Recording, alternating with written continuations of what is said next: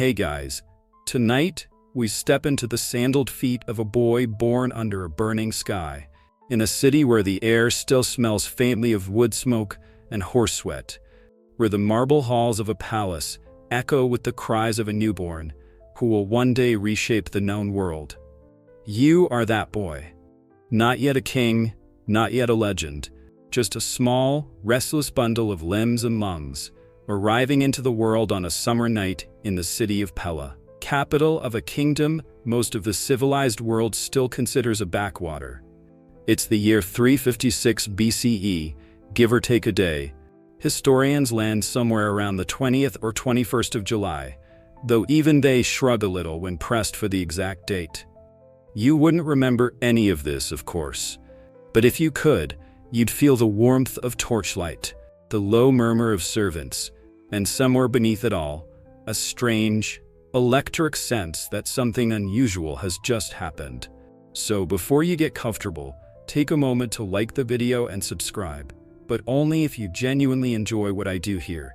And while we're getting settled, drop a comment and let me know where you're tuning in from tonight and what time it is where you are. I love picturing all the different corners of the world drifting off together. Also, if there's a historical figure or era you'd love for me to cover next, tell me in the comments. Who knows, your suggestion might just become the next video. Now dim the lights, maybe turn on a fan for that soft background hum, and let's ease into tonight's journey together. You are Alexander, son of Philip and Olympias, though the truth of your birth is already tangled in rumor before you've even opened your eyes. Your father is Philip II, a king who has spent years hammering Macedonia from a fractured, squabbling frontier into something resembling a real military power. He's a soldier through and through, thick-necked, one-eyed from an old wound, a man who measures success in territory gained and enemies subdued. Your mother is different. Olympias is a princess from Epirus, a woman of fierce intensity, deeply devoted to the mystery cults of Dionysus, prone, according to the stories that will follow her for the rest of her life, to sleeping with snakes coiled beside her. You'll hear these tales told and retold your entire childhood, each version growing a little more dramatic with distance from the actual event, the way rumors do when they're allowed to simmer for a few decades in the retelling. She believes quietly at first and then not so quietly that your father wasn't really your father at all, that the true architect of your existence was Zeus himself, arriving in some divine disguise on a night your mortal father happened to be away. You'll never know for certain whether she believed this literally or simply found it a useful thing for a woman in her position to believe, a queen's leverage, dressed up as mysticism. Either way, it becomes part of the atmosphere you grow up breathing, this low hum of suggestion that you might not be entirely ordinary. There's a story you should picture now, because it will follow you for the rest of your life. Told and retold by soldiers around campfires thousands of miles from where it supposedly happened. On the very night you were born, a temple burned to the ground far to the east in the city of Ephesus. Not just any temple, but the great temple of Artemis, one of the wonders of the world, reduced to smoke and ash by a man who apparently just wanted to be remembered for something, anything, even infamy. Later storytellers, always eager to gild a legend, will claim the goddess was too busy attending your birth to protect her own shrine.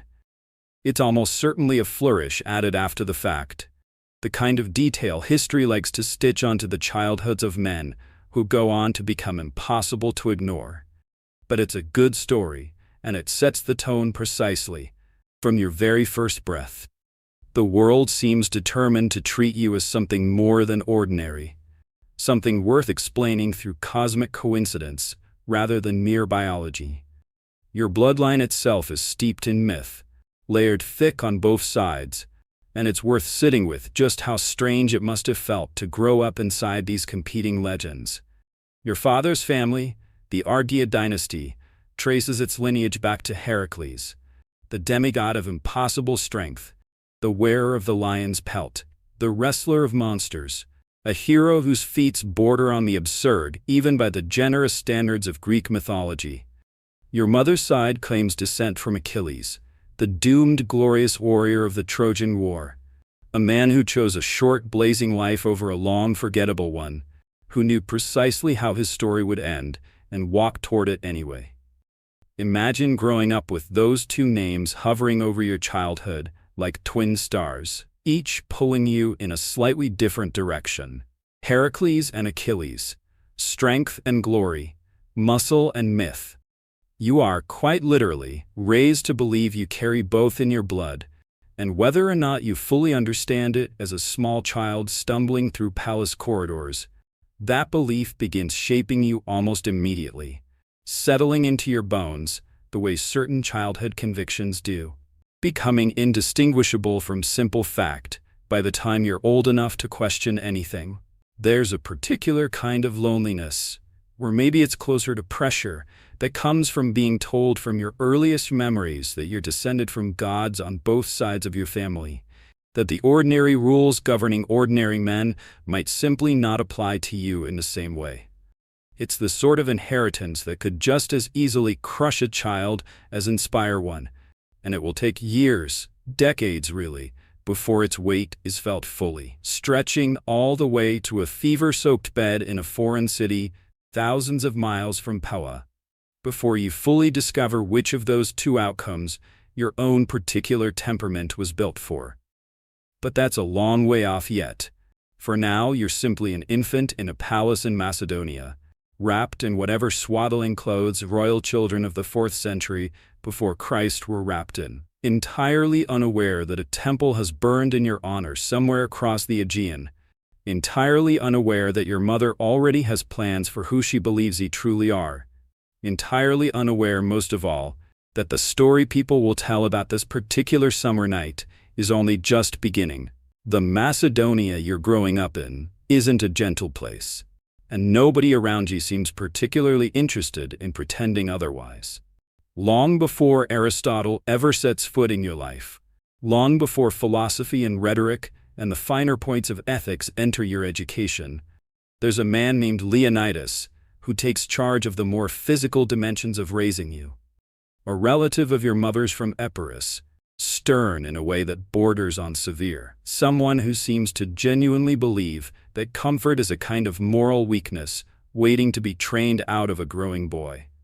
Under his supervision, you march for distances that would exhaust grown soldiers, your rations deliberately kept lean, even when the palace kitchens have plenty to spare, because Leonidas believes, with an almost religious conviction, that a prince who's never known hunger will crumble the first time a real campaign demands real sacrifice. You'll come to resent him a little, if we're honest about it, the way any child resents the adult who refuses to let anything come easily. There's an old story, one you'll apparently repeat yourself decades later with a certain dry satisfaction, about sending Leonidas an enormous shipment of frankincense and myrrh once you've conquered enough of Asia to make such extravagant gestures possible, along with a pointed note suggesting he might finally stop being so stingy with the incense offered to the gods, now that you've personally secured the source.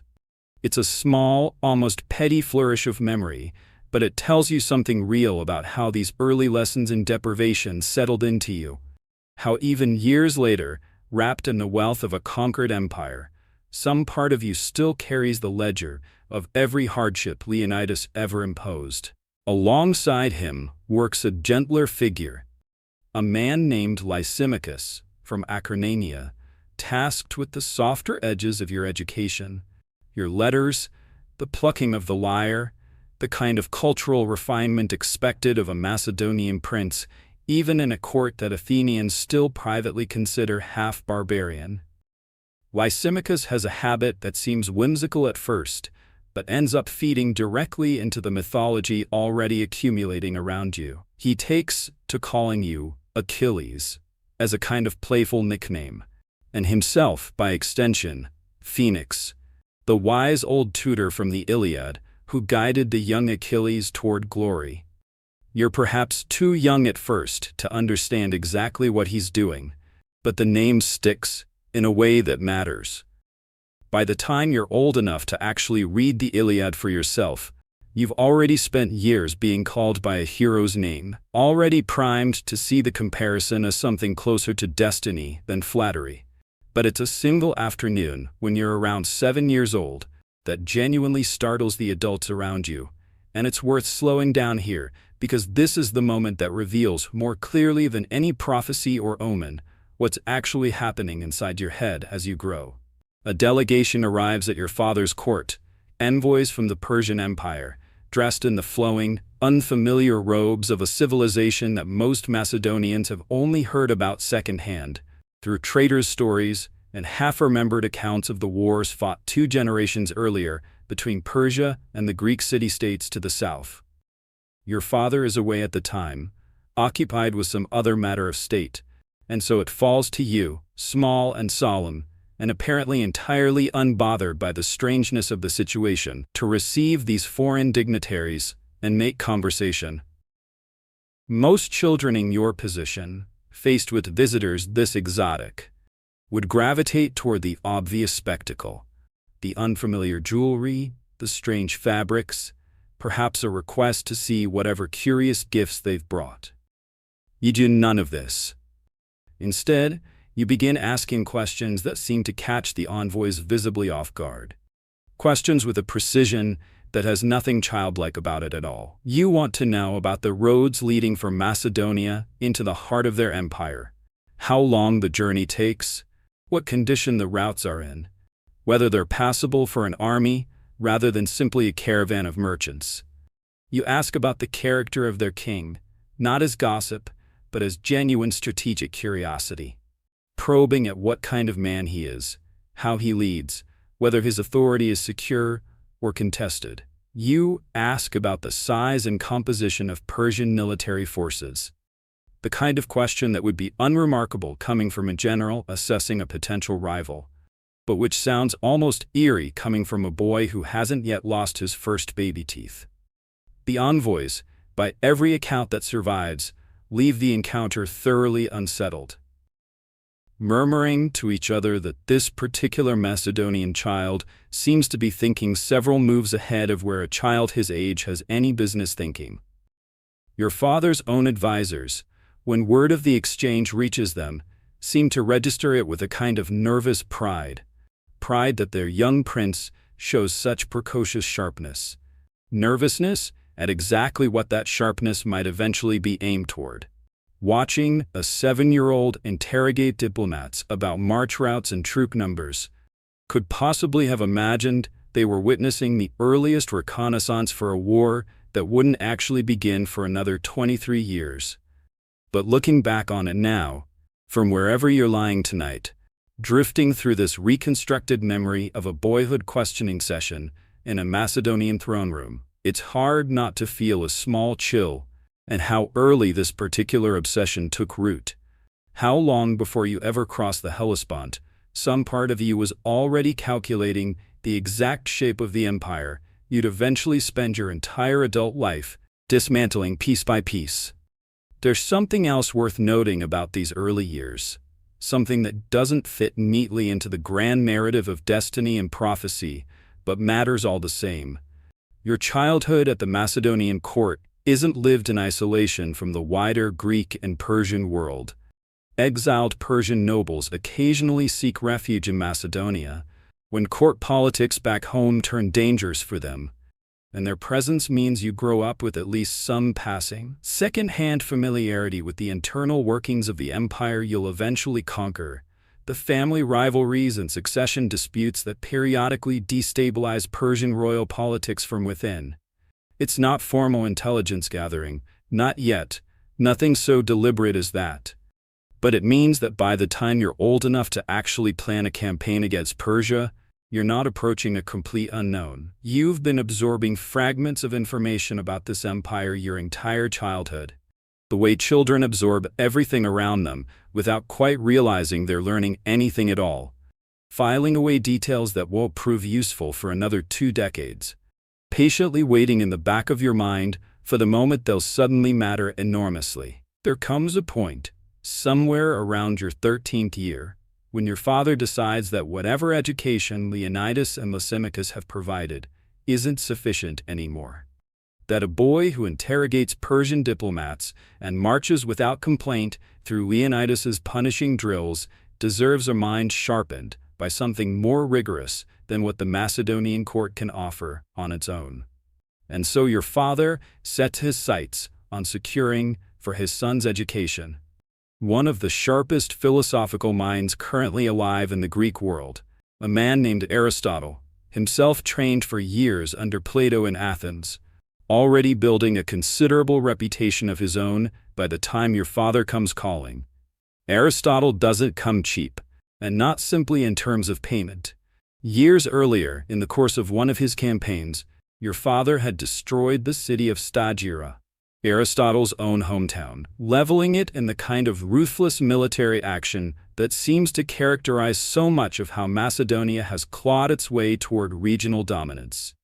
To secure Aristotle's services now, your father agrees to something almost unheard of, rebuilding Stagira from the ground up and freeing the citizens who'd been enslaved when the city fell. It's a strange, almost poetic transaction when you sit with it for a moment. An entire city reconstructed. Human beings freed from bondage, all so that one particular boy might receive superior instruction in logic and ethics and the natural sciences. You're worth an entire rebuilt city before you've even turned 14. That's not a small thing to grow up carrying. The arrangement that follows takes you away from the main Macedonian court entirely to a secluded retreat called Mieza, a sanctuary of gardens and covered walkways that Aristotle apparently finds conducive to the kind of unhurried, wandering conversation that real philosophical instruction requires. You're not alone there. Your father, with characteristic strategic foresight, has gathered a small circle of boys your own age to study alongside you, sons of Macedonian nobility, several of whom will go on to become your most trusted generals and closest companions across the decades of campaigning still ahead of you. Ptolemy is among them, a steady, capable presence even at this young age. Hephaestion is there too, though nothing in these quiet years at Mieza yet hints at just how essential he'll eventually become to you, how his death decades later will merely break something in you that never fully mends. Cassander studies alongside you as well, though history will remember him for considerably darker reasons, given what he eventually does to your own family after you're gone. Under Aristotle's instruction, your mind opens in directions that Leonidas's endurance marches and Lysimachus's lyre lessons never quite reached. You develop a genuine, lasting fascination with medicine, spending hours absorbing what passed for anatomical and physiological knowledge in this era, information that will later prove genuinely useful when you're tending to wounded soldiers on campaigns thousands of miles from any qualified physician. You wade into ethics and political theory, wrestling with questions about what makes a ruler legitimate, what obligations a king owes to the people he governs, questions that will take on considerably more weight once you're actually ruling territories stretching across 3 continents, rather than simply debating hypotheticals in a garden. And crucially, Aristotle approaches Greek culture itself not as something to be forcibly imposed on lesser peoples, but as one particular framework among several possible ways of understanding the world. A subtle distinction, easy to overlook in the moment, but one that historians will later point to when trying to explain why you govern conquered territories with a flexibility and cultural respect that surprises even your own Macedonian officers, but quoting them with the same casual fluency other people might quote common proverbs. But it's Achilles who truly claims you, this doomed, glorious warrior your own mother's bloodline supposedly descends from. This man who knew with total certainty that choosing glory meant choosing an early death, and chose it anyway, without apparent hesitation. Somewhere in these quiet years at Mieza, surrounded by gardens and philosophical debate, the line between admiring Achilles and actually becoming him begins to blur in your mind, a blurring that will only intensify as the years and the campaigns accumulate. It's not long after these lessons begin properly sinking in that the horse arrives, and you should picture this scene clearly because it's one of the defining moments of your entire adolescence. The afternoon everything about how your father sees you changes permanently. Dark-coated stallion to the Macedonian court. A genuinely magnificent animal, marked by a distinctive white blaze on his forehead, but utterly, violently unmanageable. Every attempt to mount him ends the same way, with the horse rearing and thrashing and throwing off whoever's foolish enough to try, until the grooms handling him grow visibly nervous just standing nearby.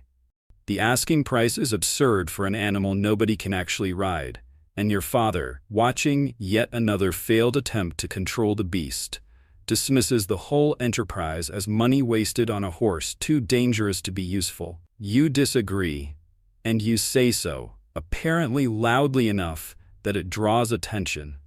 A 13 or 14-year-old boy contradicting his father's judgment in front of the assembled court is either remarkably bold or remarkably reckless, depending on how the next few minutes unfold.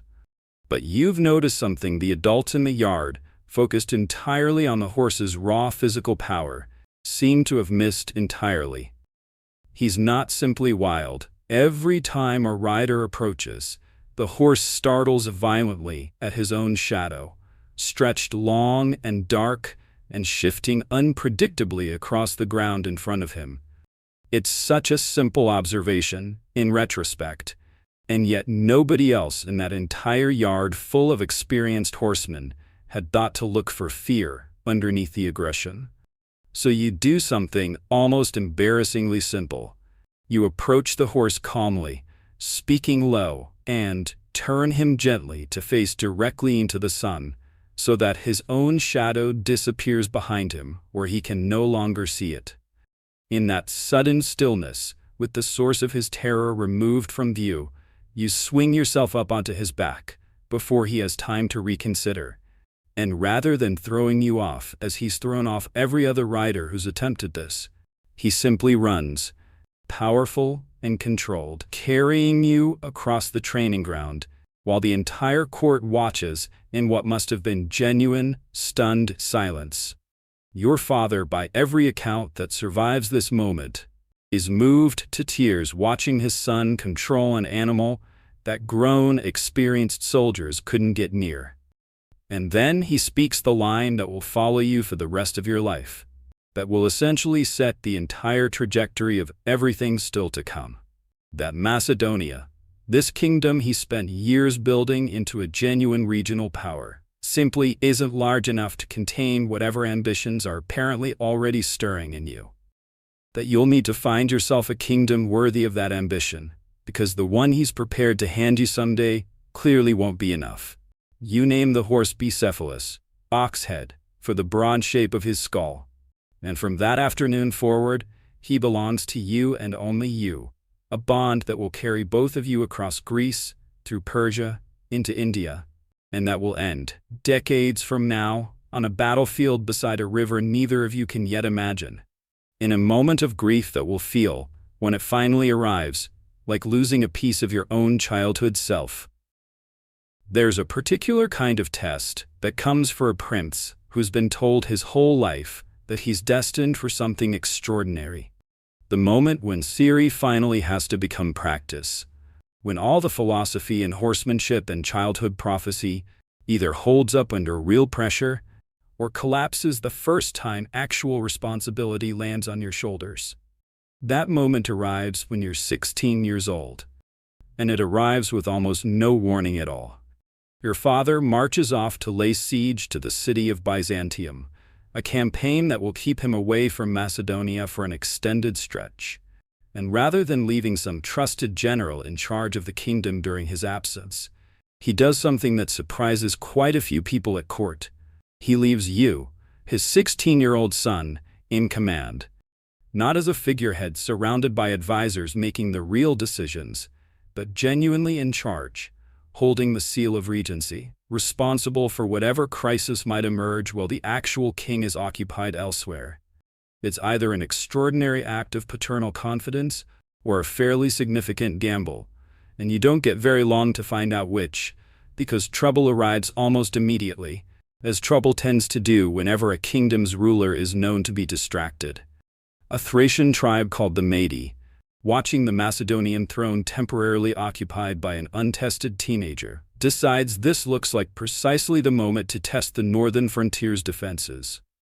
Most regents facing their first real crisis might send word to the king, might wait for explicit instructions, might at minimum consult more experienced advisors before committing to any course of action.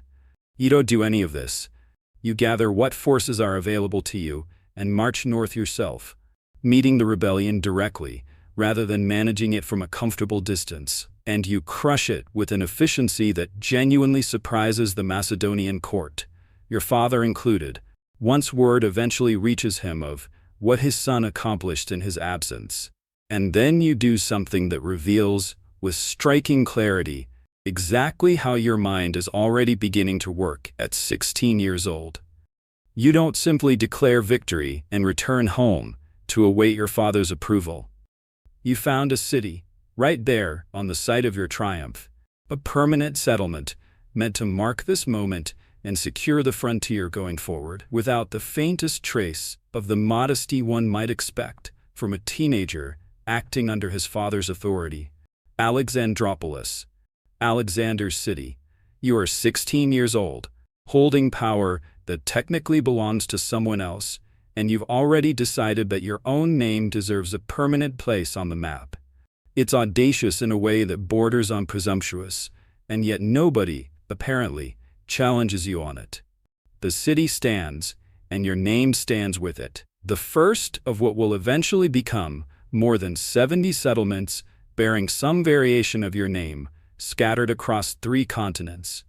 2 years pass after this northern campaign, years presumably filled with continued training and preparation, though the historical record grows relatively quiet during this stretch, the way records often do for periods when nothing dramatic enough to warrant preservation happens to occur. By the time you're 18, though, the quiet ends decisively, because you're about to participate in the battle that will determine, in a single afternoon, whether Macedonia remains a regional power squabbling at the edges of the Greek world or becomes something considerably larger. The location is a place called Chaeronea, and the stakes could scarcely be higher. Athens and Thebes, 2 of the most storied, most fiercely proud city-states in the entire Greek world, have finally set aside their considerable mutual distrust to form a combined army, uniting specifically to resist what they correctly perceive as Macedonia's growing ambition to dominate the whole of Greece. Your father commands the Macedonian right wing personally, the traditional position of honor and authority in this era's battle formations. You are given command of the left, and it's worth pausing to genuinely appreciate what this means. This isn't some ceremonial gesture designed to make a promising young prince feel important, while real decisions happen elsewhere. This is a father placing an entire wing of his army, and by extension, a meaningful portion of the battle's outcome, directly into the hands of his 18-year-old son. Facing you across that field is the Sacred Band of Thebes, an elite military unit built on a foundation unlike anything else in the Greek world. 300 soldiers organized into pairs of devoted companions, bound together by oaths of loyalty so fierce, so absolute, that the unit has never once been defeated in battle throughout its entire existence. They are, by reputation and by demonstrated record, essentially unbeatable. Until this particular afternoon, when an 18-year-old leading Macedonian cavalry breaks through their formation with a combination of tactical precision and sheer momentum that effectively ends their legend forever, cutting down a unit that generations of Greek soldiers had come to regard as invincible. The victory at Chaeronea isn't simply a win on a single battlefield, satisfying as that must have felt in the moment. It's the hinge point where Macedonia stops being a power that Greek city-states can afford to look down on and becomes, almost overnight, the dominant force across the entire Greek world. The transformation your father has been working toward for years, and which your own cavalry charge helps deliver in a single decisive afternoon. You return home from this battle not as a promising boy anymore, not as an interesting experiment in early responsibility, but as a proven battlefield commander with a genuine, documented victory against forces that had never previously been defeated. Something in how the Macedonian court looks at you shifts permanently after Chaeronea.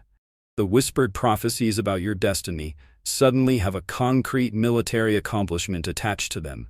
And the distance between the boy who once turned a frightened horse toward the sun and the man capable of shattering an unbeatable military legend suddenly feels considerably shorter than anyone might have predicted just a few years earlier. Victory at Chaeronea should have secured your position as your father's obvious, unquestioned heir, and for a while it seems to do exactly that.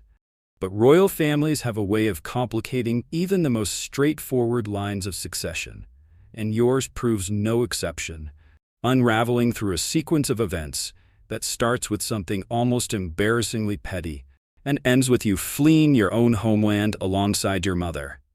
The trouble begins in its earliest form, with a marriage proposal that has nothing directly to do with you at all. A Persian governor named Pixodaris, ruling the region of Caria, sends word to your father's court, suggesting a diplomatic marriage between his daughter and Aridaeus, your half-brother. A marriage that, on its face, seems like a minor, unremarkable piece of political maneuvering, the kind of arrangement royal courts negotiate constantly, without much drama attached. Apparently unsettled by the possibility that this alliance might somehow strengthen Aridaeus's position relative to your own, decide to intervene without your father's knowledge or approval. You secretly reach out to Pixodaris yourself, proposing that you marry the daughter instead, effectively trying to outmaneuver your own half-brother in a negotiation that was never meant to involve you at all. When your father discovers what you've done, his reaction isn't gratitude for your initiative. It's fury, and a very specific, cutting kind of fury. He confronts you directly, apparently asking why you debase yourself by seeking marriage to the daughter of a mere Carian governor, a comparatively minor figure, when your position as heir to Macedonia should command far better prospects than that. It's a humiliating episode, one that reveals just how insecure your standing has actually become, despite everything you've already accomplished on the battlefield, and it leaves several of your closest friends, the same companions you studied alongside at Mieza, banished from court for their role in helping orchestrate your secret scheme. This friction over the Pixodaris affair turns out to be merely a preview, though, a smaller tremor before the genuine earthquake arrives. Not long afterward, your father decides to take another wife, not unusual in itself for a Macedonian king of this era, where multiple marriages weren't uncommon, but the specific choice carries weight that a more casual union wouldn't have. The woman is Cleopatra Eurydice, and critically, unlike your own mother Olympias, who hails from Epirus, and therefore carries a faint whiff of foreignness in the eyes of certain Macedonian nobles, Cleopatra Eurydice is fully, purely Macedonian by birth. At the wedding feast celebrating this union, with wine flowing freely and tongues loosening the way they tend to at these events, Cleopatra's uncle, a nobleman named Attalus, rises to offer a toast, one that expresses hope this marriage will finally produce a truly legitimate Macedonian heir for the kingdom, someone born of pure Macedonian blood on both sides, rather than a mother from Epirus, whose foreign origins have apparently never stopped generating quiet resentment at court. The implication lands exactly as intended, and exactly as devastating as intended, that you, despite your victory at Chaeronea, despite your years of preparation and education, might somehow not fully count as legitimate in the eyes of certain powerful Macedonians simply because of where your mother happened to be born. You don't absorb this quietly. Something in you, already raw from the Pixodaris humiliation and years of simmering tension about your mother's status at court, finally breaks, and you hurl an insult back at Attalus with enough force that the entire hall goes tense. Drunk himself, and apparently taking Attalus's side in the moment, or perhaps simply reacting to what he perceives as his son disrupting an important diplomatic celebration, draws his sword and lunges toward you across the hall. What happens next has an almost darkly comic quality to it. If you can find any humor in watching your own father nearly kill you at a wedding feast, he's too drunk to actually cross the distance between you, and he stumbles, falling flat on the floor in front of the entire assembled Macedonian nobility, undone entirely by his own wine rather than by any skill or intervention on your part. You look down at him, sprawled there, in front of everyone who matters in the kingdom, and you deliver a line that cuts precisely because it's true and because everyone in that hall can see exactly how true it is. That here is a man who speaks constantly of crossing into Asia to conquer the Persian Empire, and yet he can't even manage to cross from one dining couch to another without falling flat on his face.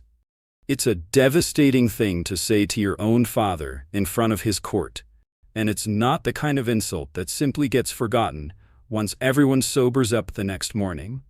You understand almost immediately that you can't simply stay in Macedonia after this, not with tensions this raw and your position this publicly, humiliatingly contested. So you leave, taking your mother with you, retreating to her homeland of Epirus, essentially self-exiled from the court, and the father whose approval you've spent your entire childhood chasing, ever since that afternoon in the training yard when his tears over Bucephalus told you, more clearly than words ever could, exactly how much your accomplishments meant to him. It's a strange, suspended period in your life, genuinely uncertain in a way that little else has been up to this point. You're the victor of Chaeronea, a proven military commander with a documented record of decisive success. And yet here you are, sitting in Epirus with your mother, watching from a distance, while the succession of an entire kingdom you'd assumed was yours hangs genuinely, uncomfortably uncertain. Eventually, a family friend named Demaratus, a man with connections to both sides of this fractured relationship, intervenes on your behalf, talking sense into your father, reminding him presumably of exactly what kind of asset he's currently keeping in exile over a drunken wedding feast argument. You're allowed to return to Macedonia, and on the surface, some version of reconciliation takes place between you and your father. But it's worth being honest about the fact that this reconciliation never fully closes the wound it's meant to heal. The insecurity about your legitimacy, the awareness that powerful men at court might prefer a different, purely Macedonian heir if given the opportunity, doesn't simply dissolve because you and your father have exchanged some formal gesture of forgiveness. You're back in Macedonia, technically restored to your position, but the ground beneath that position feels, for the first time in your life, less solid than it did before Attalus raised that particular toast. The reconciliation with your father, fragile as it is, never gets the chance to fully prove itself one way or another, because in October of 336 BCE, everything about your life changes within the span of a single afternoon, and none of it in a direction anyone could have carefully planned for. Your father is at Aegae, the old Macedonian capital, presiding over an occasion that should be purely celebratory, the wedding of your sister, also named Cleopatra, to the king of Epirus, your mother's own brother, a marriage meant to cement an alliance between the two kingdoms. The theater is packed with dignitaries and guests, the kind of grand public occasion where a king wants to be seen, wants his power and confidence on full display. Philip enters the theater, deliberately walking somewhat apart from his bodyguards, a choice meant to project openness and security, to show the assembled guests that he fears nothing and no one. It's a fatal miscalculation. One of his own bodyguards, a man named Pausanias, steps forward from the crowd and drives a dagger into your father before anyone can react. Philip dies almost instantly. Pausanias attempts to flee toward horses he'd apparently arranged in advance, but he's caught and killed before he can be properly questioned, taking whatever grievance or motive actually drove him to this act, down with him into his own grave. The official explanation, the one that circulates most widely afterward, points to a deeply personal grudge, some humiliation Pausanias suffered at court that Philip had refused to address, a private wound that finally curdled into public violence. But the timing, arriving as it does at a moment when your own position as heir has only recently been so publicly, painfully contested, generates whispers that never fully go away, whispers suggesting your mother, or possibly even you, might have had some hand in orchestrating what happened. There's no solid evidence connecting either of you directly to the assassination, and most serious historians lean toward Pausanias having acted from his own private motives. But rumors like that, once released into the world, tend to outlive every attempt to disprove them, even across 23 centuries. Whatever the true circumstances behind that dagger, the outcome is immediate and entirely unambiguous. The army, gathered right there at Aige, proclaims you king on the spot. You are 20 years old, and the throne you'd feared might slip away from you during those tense months in Epirus has landed in your hands not through the gradual, careful transition anyone might have planned, but through sudden, violent chance. There's no time for a gentle transition, no space for careful consolidation. A throne seized this abruptly, you understand immediately, needs to be secured with equal abruptness, before rivals have time to organize, before doubt has time to spread about whether a 20-year-old can genuinely hold what he's just inherited. So you move fast, and you move without much mercy. You identify and eliminate potential rivals, cousins, distant relatives, anyone whose bloodline might give ambitious nobles a rallying point around which to challenge your claim to the throne.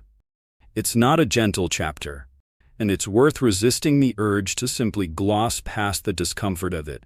Men who might have posed no genuine threat at all, who might have lived out ordinary lives, content with lesser positions, lose those lives simply because their existence represents a theoretical risk to your new, still fragile authority.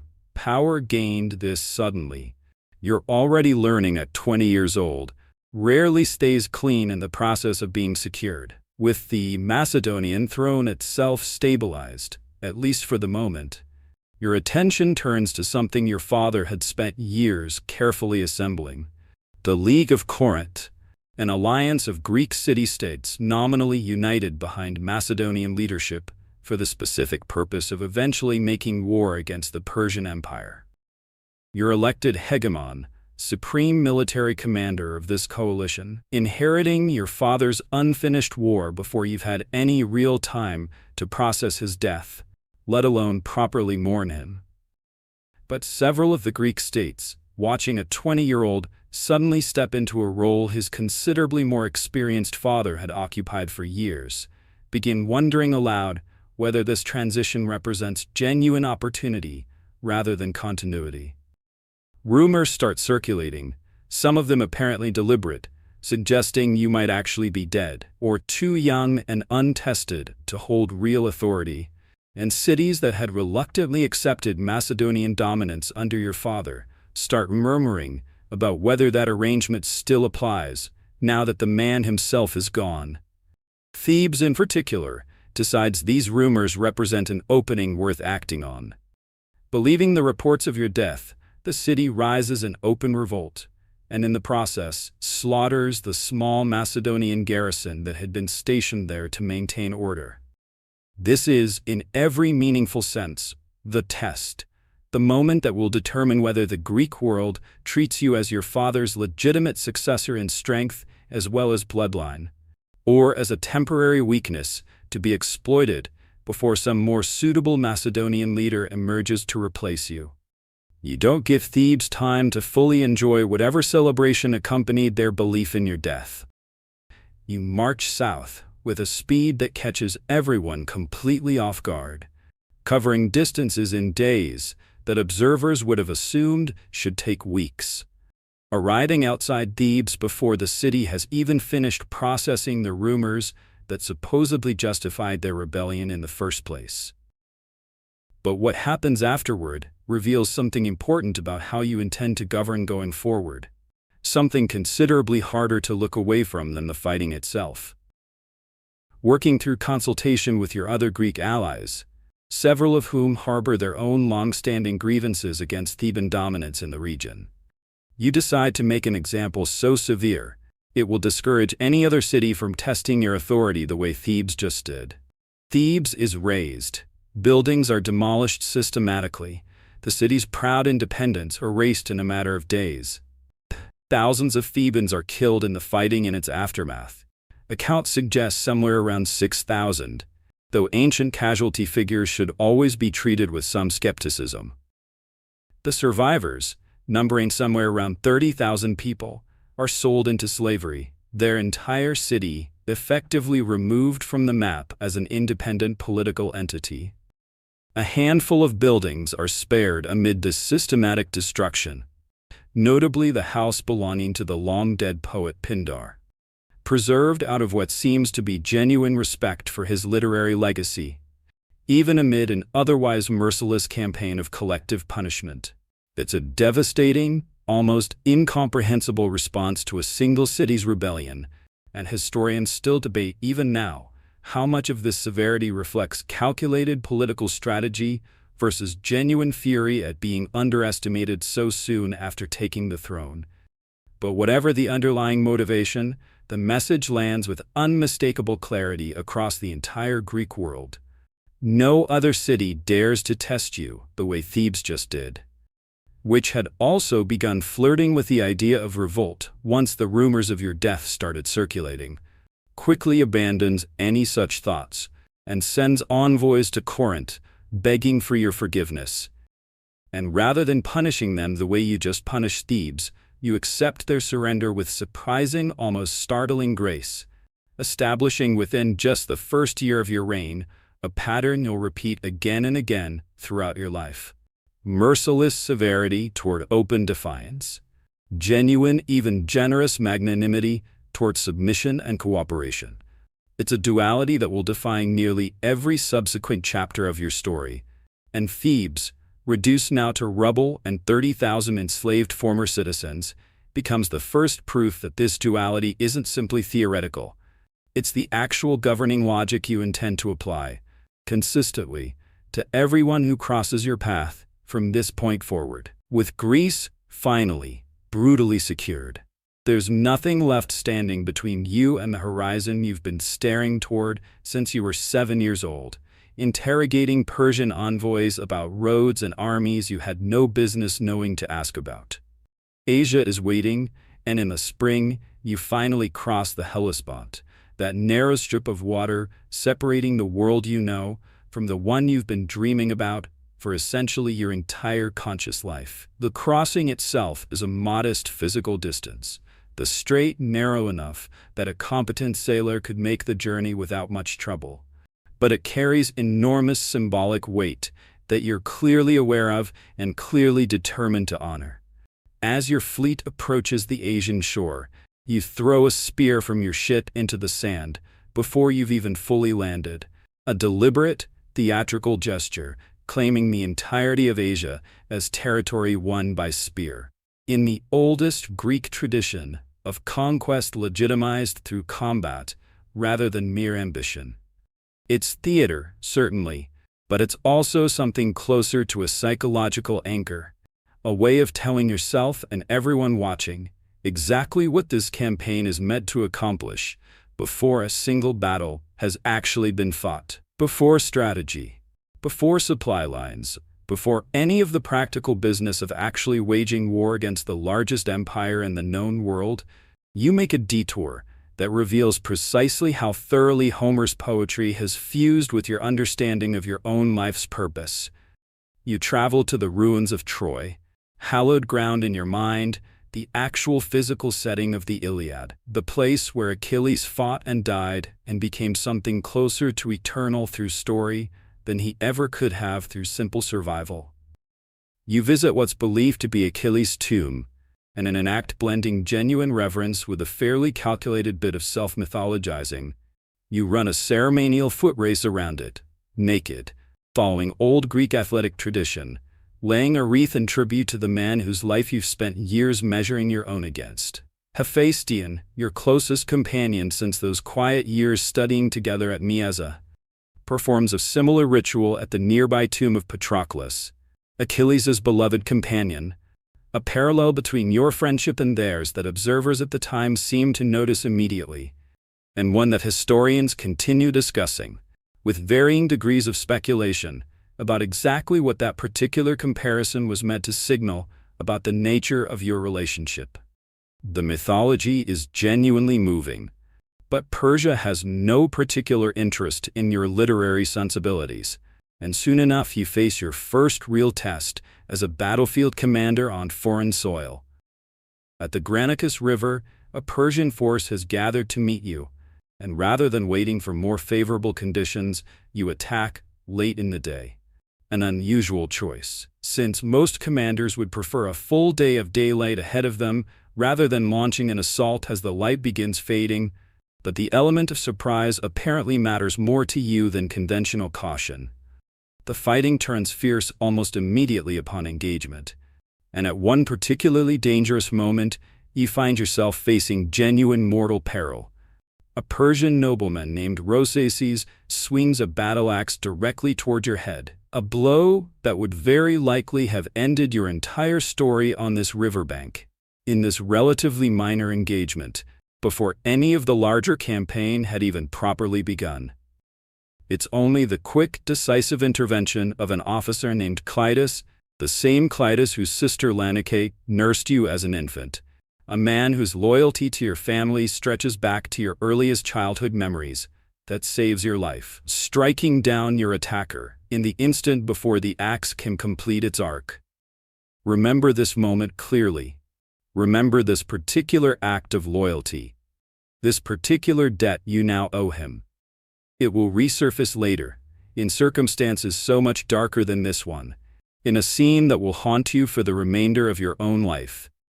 The victory at Granicus opens the door to the Greek cities scattered along the Ionian coast, settlements that have lived under Persian administration for generations, ever since Persia's earlier expansion swallowed up this stretch of the Aegean coastline.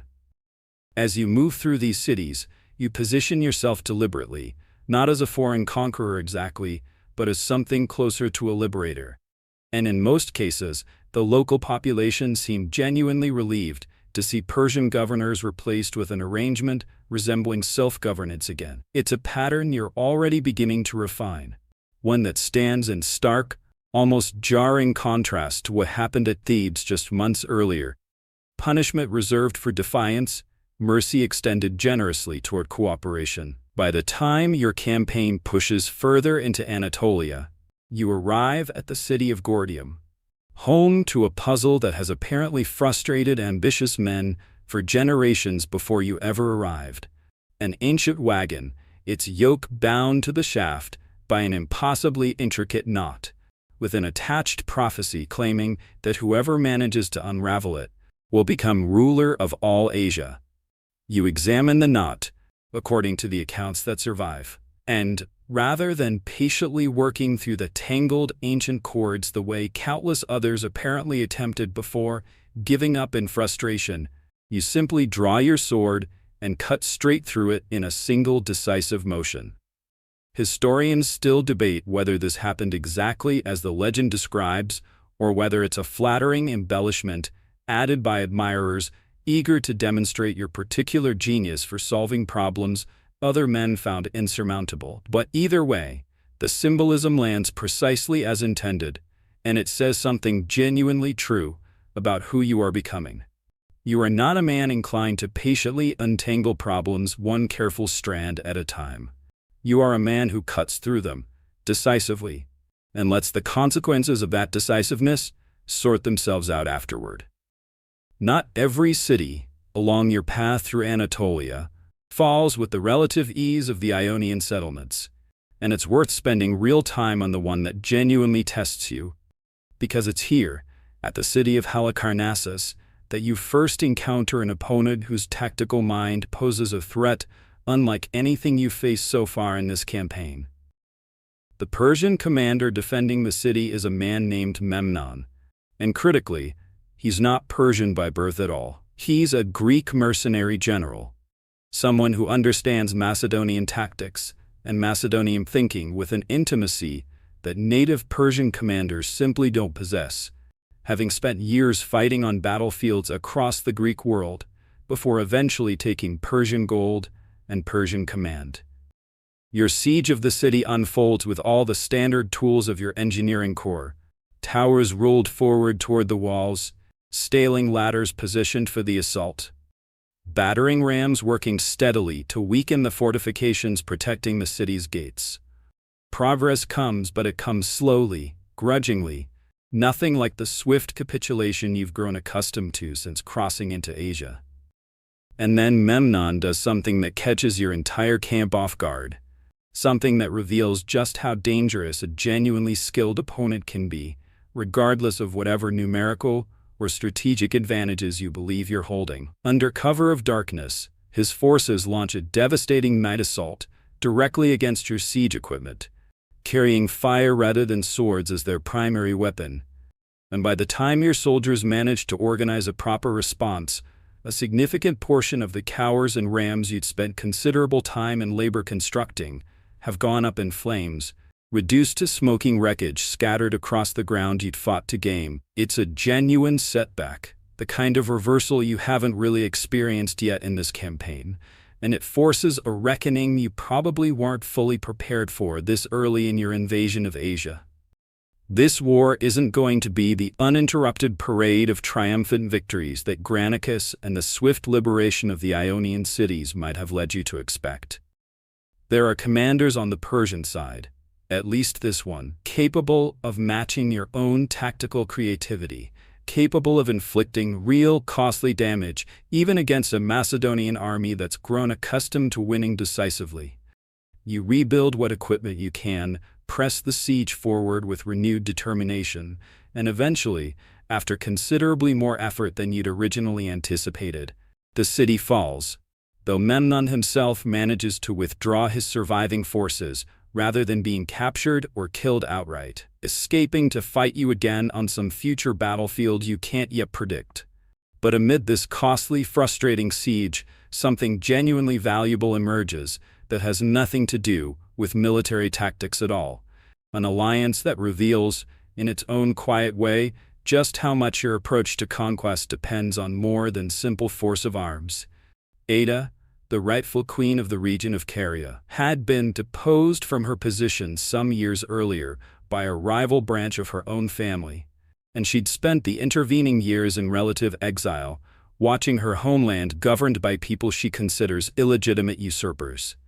When your forces move through the region, she reaches out to you directly, offering something considerably more valuable than mere military support.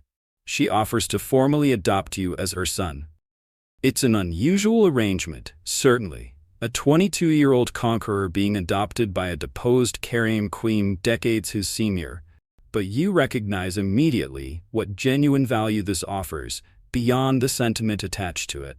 Ada possesses deep local knowledge, established relationships throughout the region, and crucially, a legitimate claim to authority that your own status as a foreign invader simply can't replicate on its own.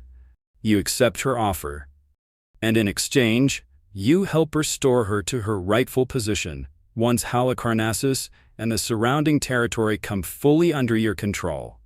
She proves herself a genuinely devoted ally in the aftermath, reportedly sending you elaborate meals and delicacies prepared by her own household cooks, treating you with the kind of maternal warmth that feels almost startlingly out of place amid the brutal mechanics of military conquest surrounding you on every other front. It's a small alliance in the grand sweep of everything still ahead of you. Issus and Gaugamela and the burning of Persepolis, all still waiting somewhere down the long road stretching east from this particular Anatolian coastline.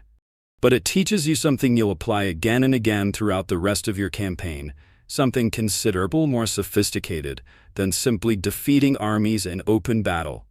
Conquering territory is one thing, a matter of superior tactics and disciplined soldiers, and the willingness to take calculated risks.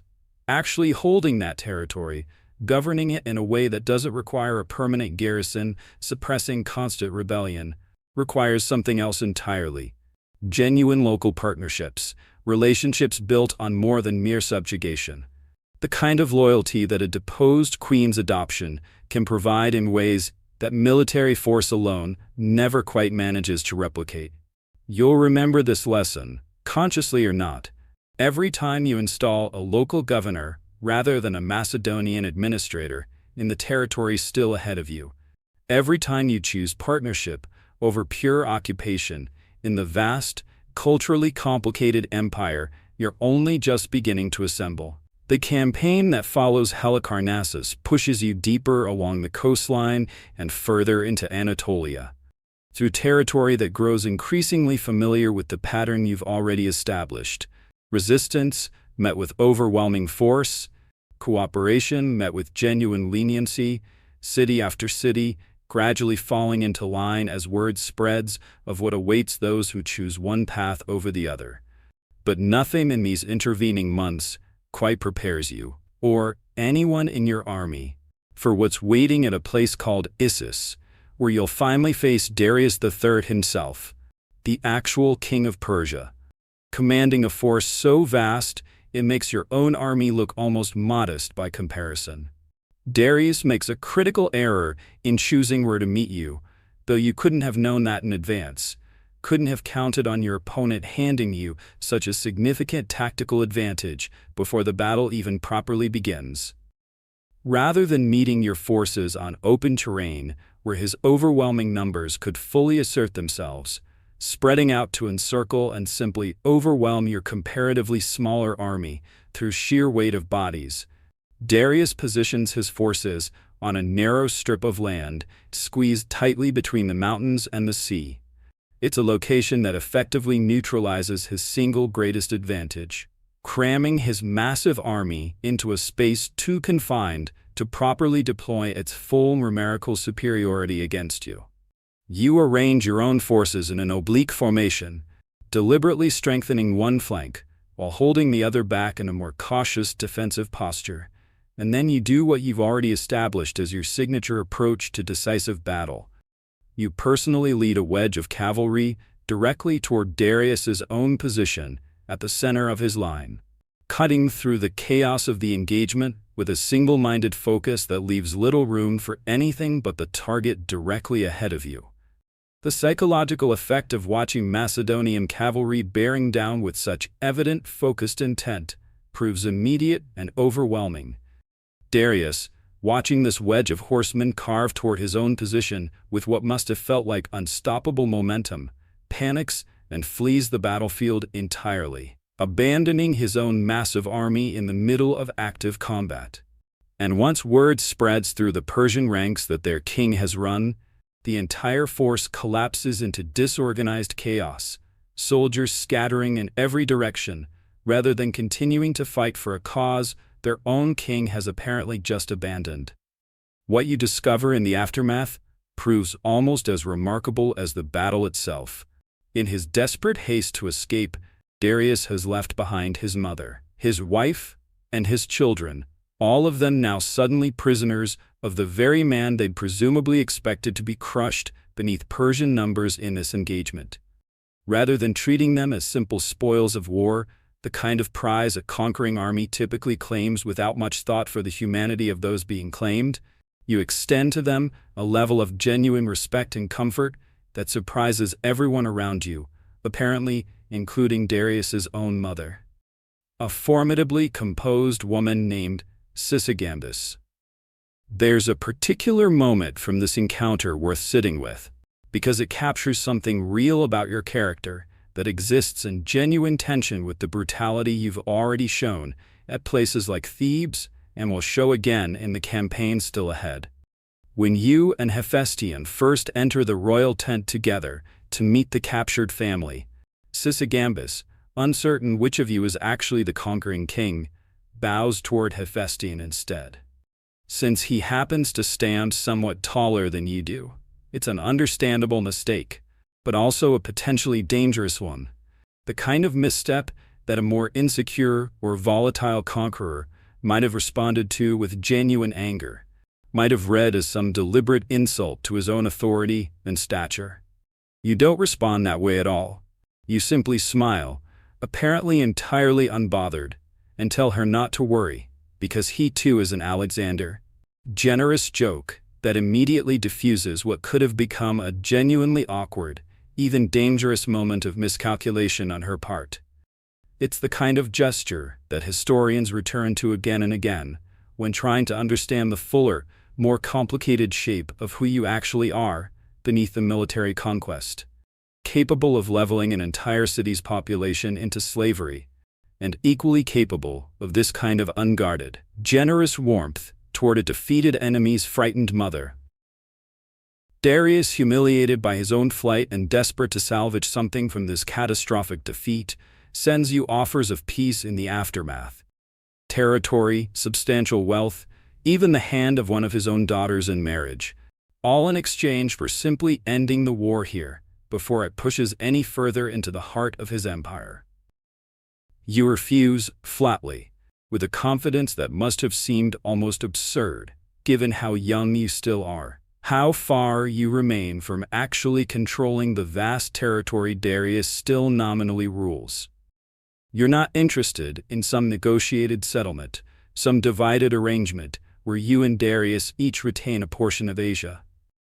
You declare yourself without hesitation the rightful king of Asia in its entirety, a title that essentially eliminates any remaining possibility of compromise between the two of you. There's no version of this war now, following that declaration, that ends with you and Darius peacefully sharing a map you've both agreed to divide. One of you is going to end up ruling everything, and the other is going to end up with nothing at all. And somewhere in the aftermath of Issus, watching Darius's abandoned family being treated with a kindness that surprises even them, it becomes clear which direction this entire conflict is now inevitably heading.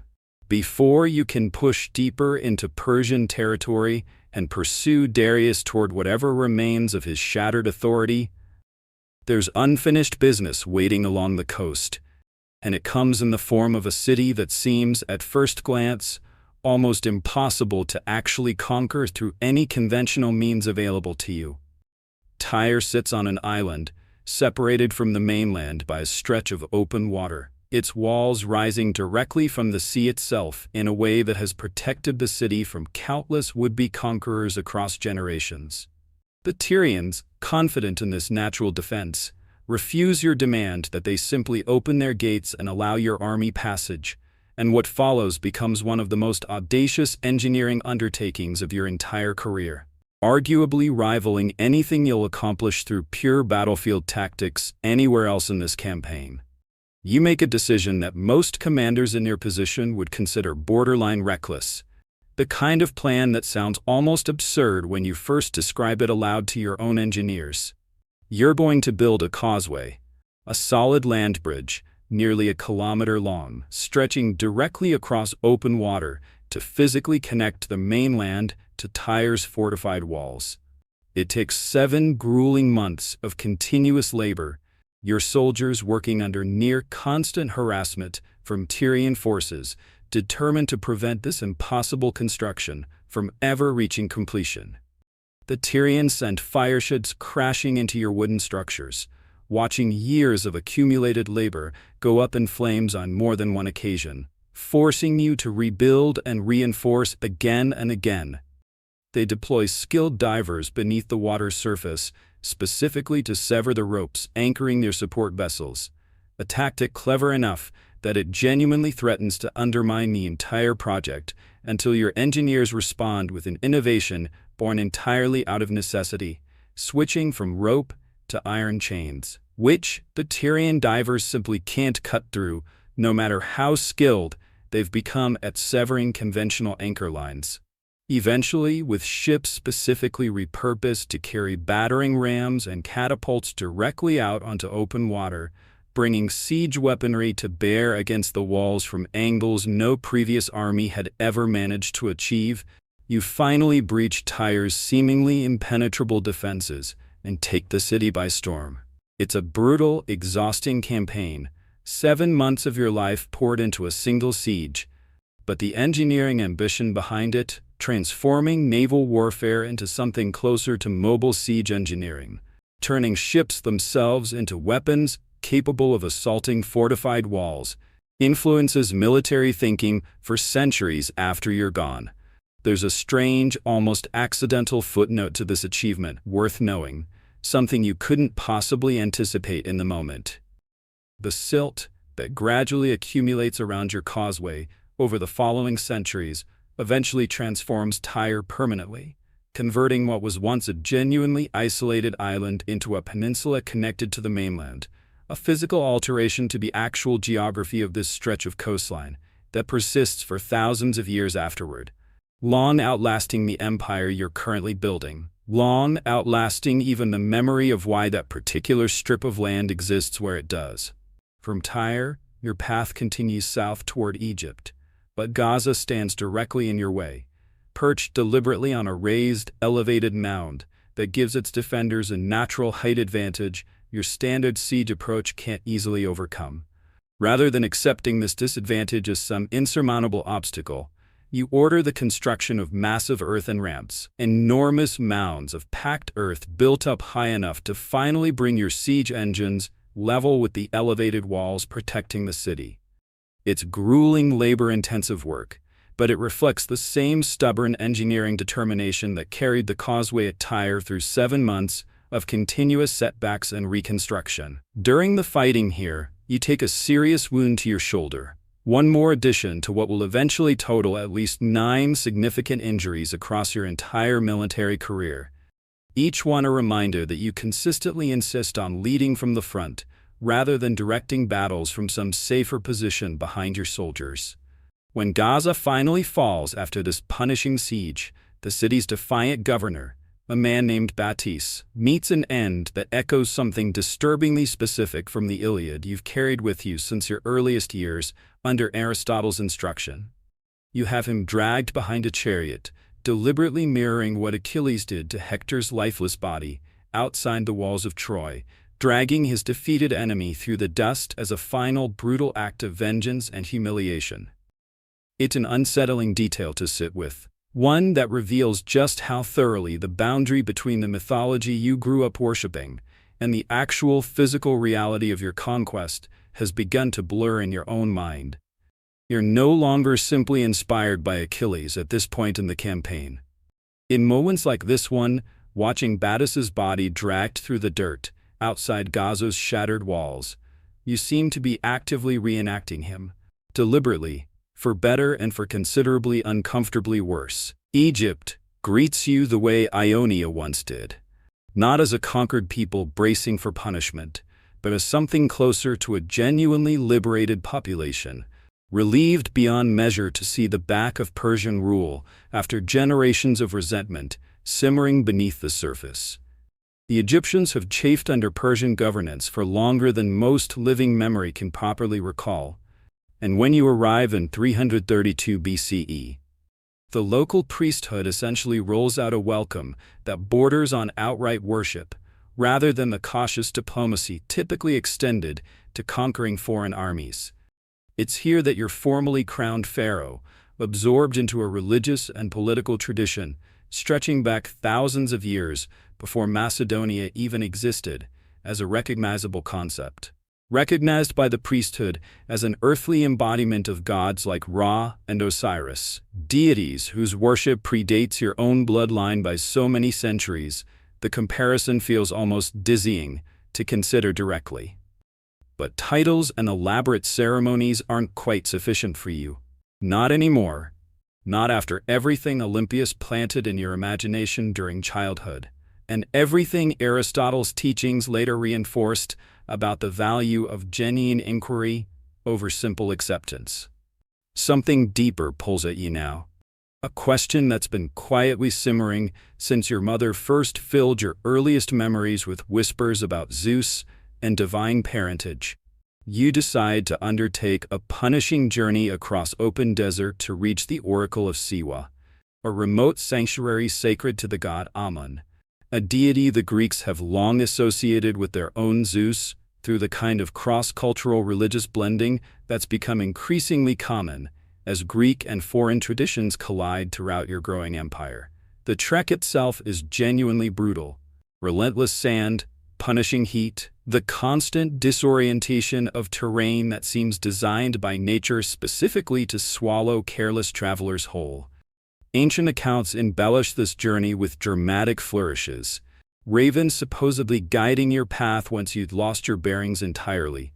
Sudden unexpected rainfall arriving just in time to save your party from dying of thirst in the open desert.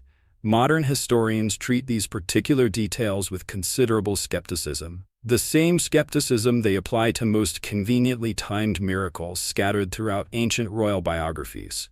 What actually happens once you finally reach the oracle remains frustratingly unclear, since you never fully disclose the specific details even to those closest to you, even to Hephaestion, who by this point knows more of your private thoughts than perhaps anyone else alive.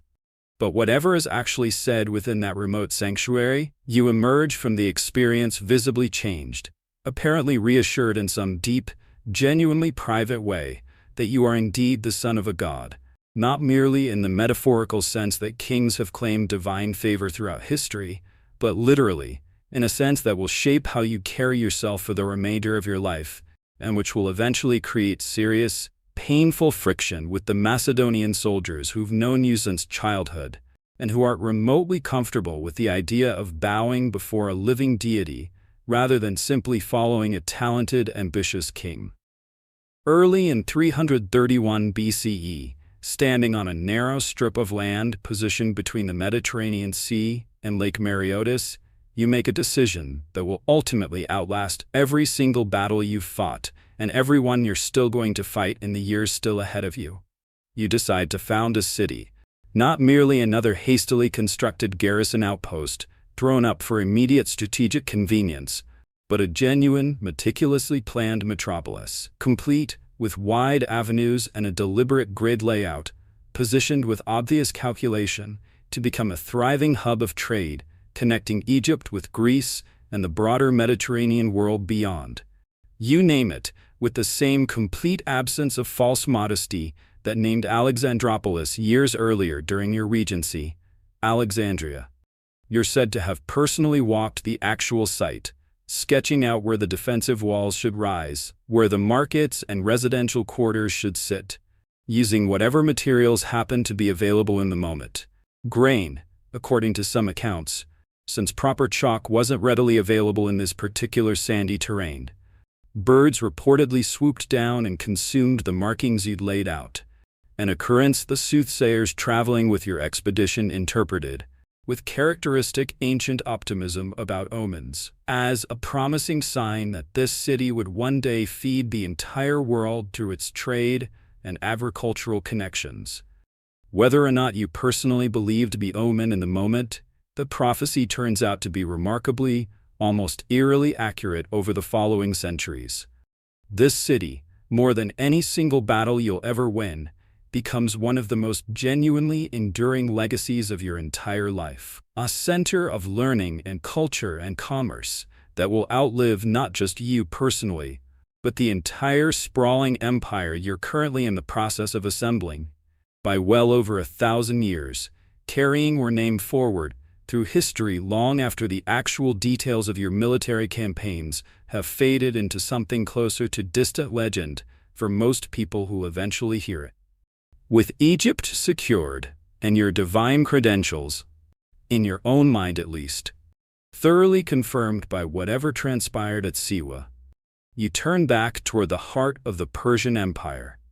Because Darius, humiliated but still very much alive, has spent these intervening months rebuilding his forces, gathering an army even larger and more determined than the one you shattered at Issus in the autumn of 331 BCE, near a village called Gaugamela, is where the fate of the entire Persian Empire will finally, decisively be settled, one way or another, with no further room for negotiated peace or divided territory.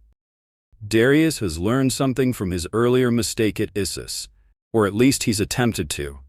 This time, Rather than fighting on cramped terrain that neutralized his numerical advantage, he's chosen an open, deliberately leveled plain, cleared specifically to give his war chariots, vehicles fitted with wicked side blades, mounted along their wheels, designed to cut through infantry formations with horrifying efficiency, room to maneuver freely, and to let his vastly superior cavalry sweep around your smaller force without the obstruction that mountains and coastline provided you at Issus. On paper, given the sheer disparity in numbers between your army and his, this should represent a genuine disaster for you and everyone who's followed you this far from Macedonia. But you've never fought a battle by simply matching strength directly against strength, and Gaugamela becomes, in many ways, the clearest demonstration yet of exactly how your tactical mind actually operates under pressure. You arrange your infantry with a second line positioned deliberately behind the first, specifically instructed to be ready to wheel around and face backward if Darius's overwhelming numbers succeed in surrounding your smaller force. A defensive innovation that essentially transforms your entire formation into something capable of fighting in multiple directions simultaneously, should the need arise. Then, rather than charging directly into the teeth of Darius's carefully prepared position, you advance your forces diagonally, angling steadily toward the right, a move that draws the Persian cavalry further and further out of their original position as they scramble to match your movement and prevent themselves from being outflanked in turn. It's a slow, deliberate provocation, unfolding with the kind of patient calculation that must have tested the nerves of your own soldiers watching this unfold, and it works exactly as you intended. As Darius's forces stretch and shift in response to your advance, a gap begins opening in the center of his line, precisely where Darius himself sits positioned among his royal guard. You see the opening the instant it appears, and you don't hesitate for even a moment, leading your companion cavalry personally, exactly as you always insist on doing.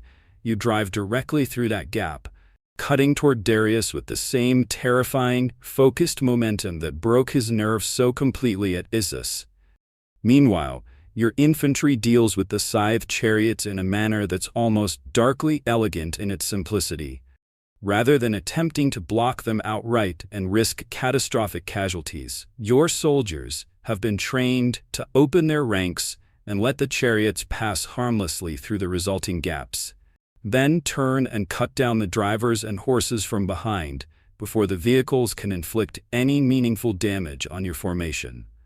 Once again, Darius watches your cavalry bearing down toward his position with unmistakable intent. And once again, something in him simply breaks under the pressure. He flees the field a second time, and once again, his flight triggers the exact same chain reaction of collapse throughout his entire army. Soldiers who might have otherwise continued fighting, suddenly finding no compelling reason to, given that their own king has apparently decided this particular battle isn't worth dying for. It's a pattern that will follow Darius for whatever remains of his brief diminished life from this point forward, and it's worth pausing to genuinely wonder, as historians continue to do even now, whether Darius was simply a fundamentally poor battlefield commander, or whether he was a reasonably capable ruler thrust into a genuinely impossible situation against an opponent whose battlefield instincts border on something you'd hesitate to call merely human. With Gaugamela decisively won, there's no remaining ambiguity in your position whatsoever. You are, in every practical sense that matters, ruler of the entire Persian Empire now, and you formally take the title King of Asia, a claim that would have sounded like delusional overreach coming from almost anyone else on Earth, but now simply describes plain, uncontested reality. The wealthy cities of Babylon and Susa open their gates to you without meaningful resistance, and inside them you discover treasuries so staggeringly vast that ancient accounts genuinely strain to describe the accumulated sums in any comprehensible terms. Enough accumulated gold and silver to fund armies for generations to come, all of it now unquestionably yours to command. It's at Persepolis, though, the ceremonial and spiritual heart of the entire Persian Empire, where this particular chapter of the campaign takes its darkest, most troubling turn. In the winter of 330 BCE, following what accounts describe as an extended night of heavy drinking and boisterous celebration among your officers, the magnificent royal palace complex, a symbol of Persian power and cultural achievement built up carefully over many generations of successive kings, is deliberately set ablaze. The traditional explanation frames this destruction as calculated retribution, a deliberate payback for the Persian burning of Athens roughly a century and a half earlier, during the Greco-Persian Wars. A kind of symbolic closing of an old historical wound, stretching back generations before your own birth. But there's another version of events. One that's genuinely debated rather than simply dismissed outright by careful historians, suggesting the fire wasn't actually a premeditated act of considered policy at all, but rather a spontaneous alcohol-fueled decision, possibly egged on by a woman named Thais, a companion traveling with your general Ptolemy, who reportedly suggested during the drunken festivities that it would make a genuinely fitting spectacle to burn the palace of the very king whose predecessors once burned Greek temples generations earlier. Whether the burning of Persepolis was calculated strategy or drunken impulse dressed up afterward as deliberate strategy, the palace burns regardless, and the destruction proves total and irreversible. Some later accounts suggest you regretted the decision almost immediately once morning arrived and the wine had fully worn off. Though by then, of course, there's no possibility of undoing what's already been done. Darius, meanwhile, is no longer safely beyond your reach, and you pursue him relentlessly across the eastern reaches of his own rapidly crumbling empire, pushing your cavalry through grueling forced marches in a genuine attempt to capture him, before his own remaining officers decide his usefulness to their cause has finally expired entirely. You don't quite manage to reach him in time. A Persian nobleman named Bessus, one of Darius's own subordinate commanders, decides the fallen king has become considerably more liability than continued asset, and has him stabbed and left for dead along the road, rather than risk being captured alongside him. When your advanced scouts finally locate Darius, he's already dying, and by most surviving accounts, he expires shortly after being discovered. Though some versions suggest he was already dead by the time your men reached him, others that he lived just long enough to be found. What follows genuinely surprises people who might have expected you to treat this moment as simple, uncomplicated triumph over your defeated rival. You don't gloat over your fallen enemy's body.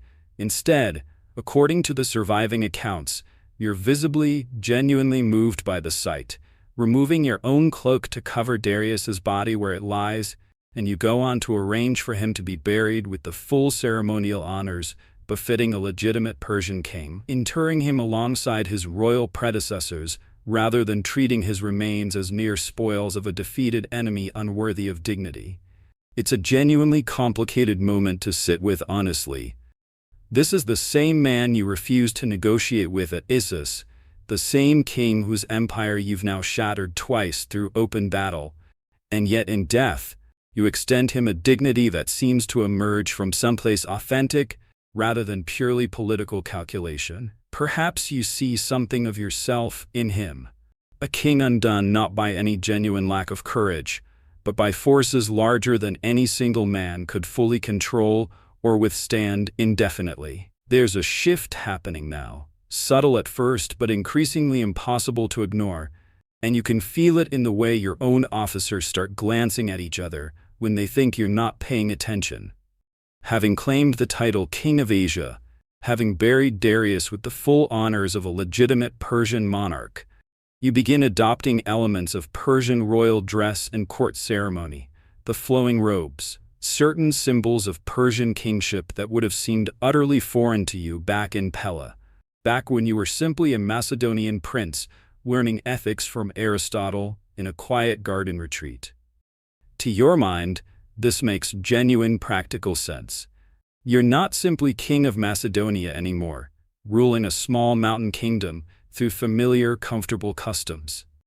You're attempting to govern an empire stretching across dozens of distinct cultures, and you seem to genuinely believe that presenting yourself as a legitimate heir to Persian tradition, rather than purely as a foreign conqueror, will help hold this sprawling territory together long after the fighting finally stops.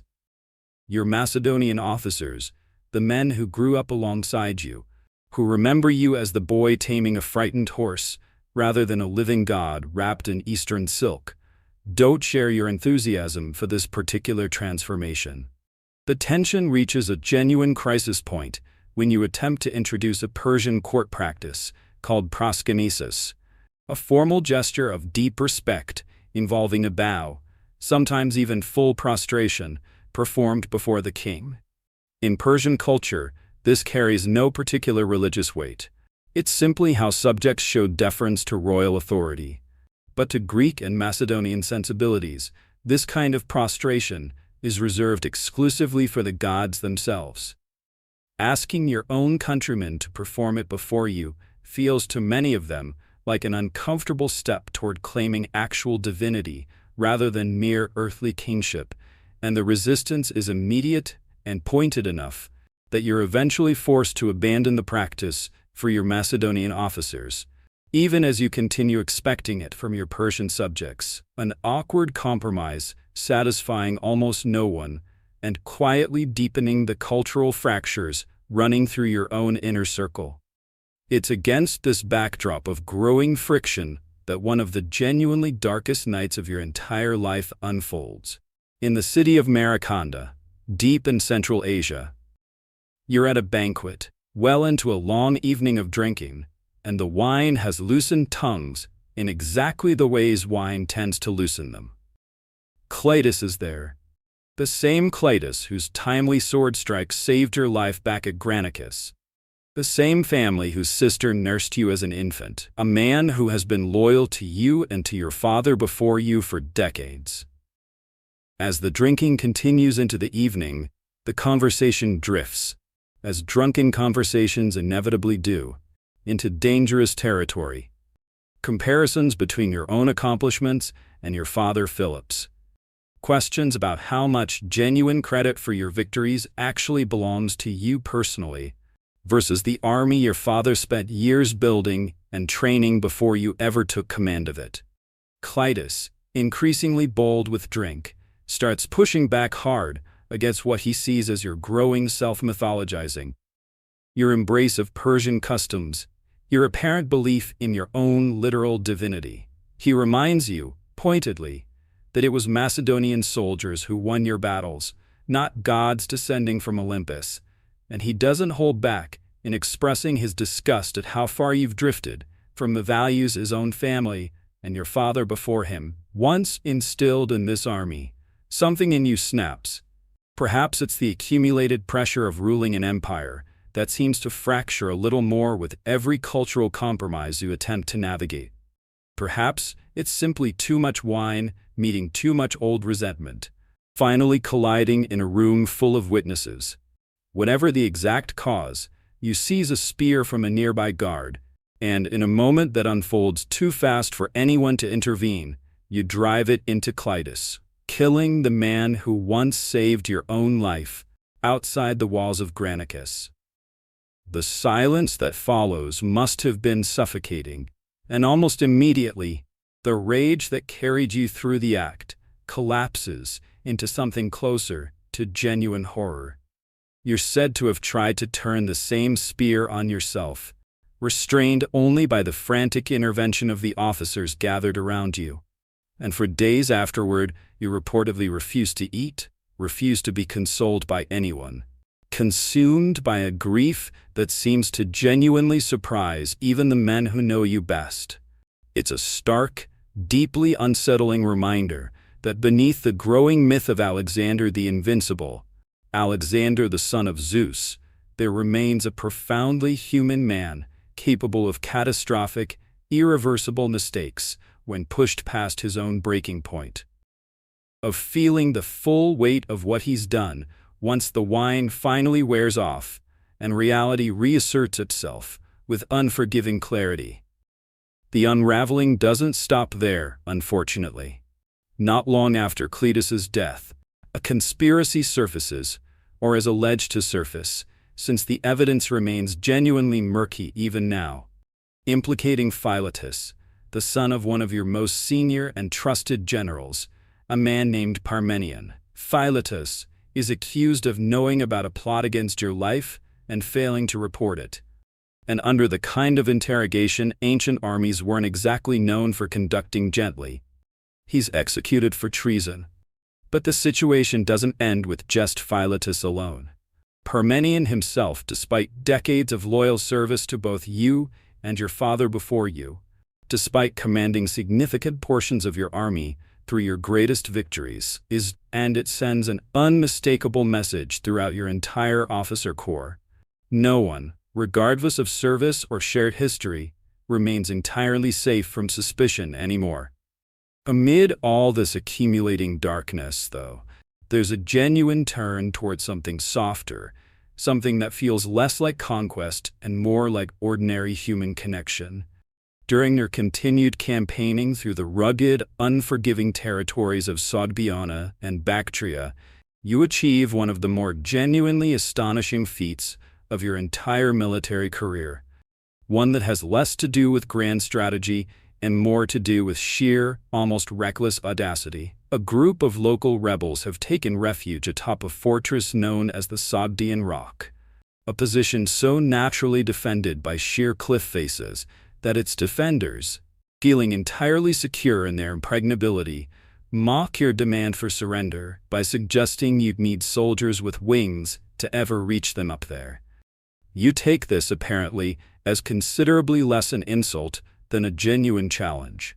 You call for volunteers among your troops, specifically men with real mountain climbing experience, and offer substantial rewards to the first group willing to attempt scaling the cliff face under cover of darkness, using iron tent pegs and rope to haul themselves up the sheer rock face, one dangerous handhold at a time.